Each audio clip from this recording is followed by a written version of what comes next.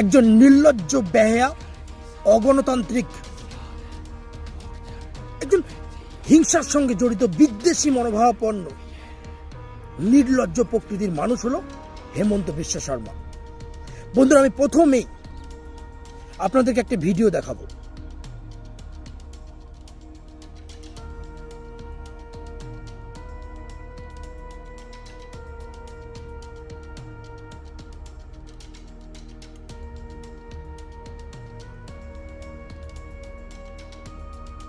ভিডিওটি দেখলেন?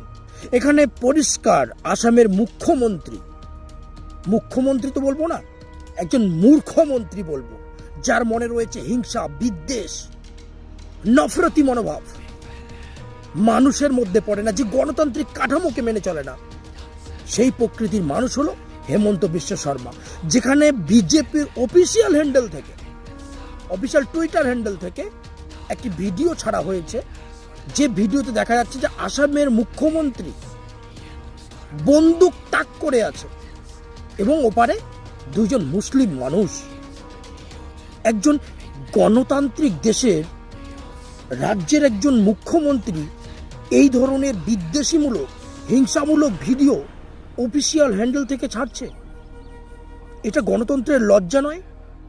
এটা কি পরিকল্পনা চলছে? যে মুখ্যমন্ত্রী 2 দিন আগে বলছে যে একজন রিক্সাওয়ালা, একজন মুসলমান রিক্সাওয়ালাকে তার যদি ভাড়া হয় 5 টাকা, তাকে 4 টাকা দেওয়া হোক, আর আজকের দিনে তাদের অফিসিয়াল হ্যান্ডেল থেকে এই ধরনের ভিডিও ছাড়া হচ্ছে। এটা গণতন্ত্রের লজ্জা।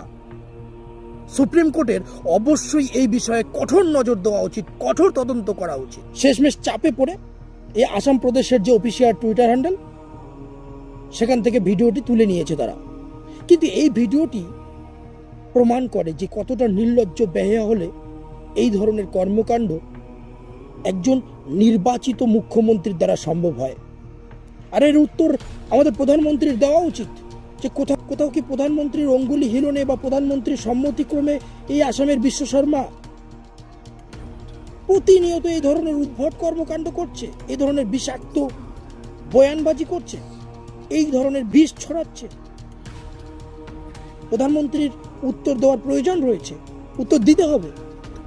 তবে একটা কথা, 2 দিন আগে আমাদের পশ্চিমবঙ্গের বিধানসভায় দাঁড়িয়ে অগ্নিমিত্রা পাল বলেছিল যে মাদ্রাসায় নাকি ক্রিমিনালদের শিক্ষা দেওয়া হয়। আর আজকে আসামের এই মুখ্যমন্ত্রীর এই ধরনের ভিডিও পোস্ট কোথাও না কোথাও আমাকে একটু